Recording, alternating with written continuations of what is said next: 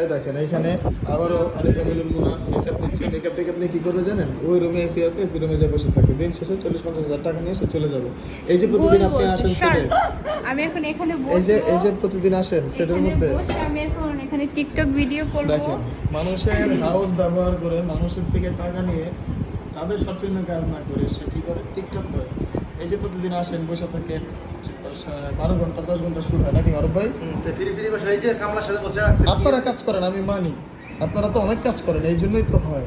কিন্তু এই মেয়েটা আসে, সকালবেলা আসে, 12-10 ঘন্টার ভিতরে সে আধা ঘন্টা 35 মিনিট, আধা ঘন্টা 40 মিনিট সে কাজ করে, দিন শেষে 30 থেকে 40 হাজার টাকা নিয়ে চলে যায়। কি করেন এই টাকা দিয়ে?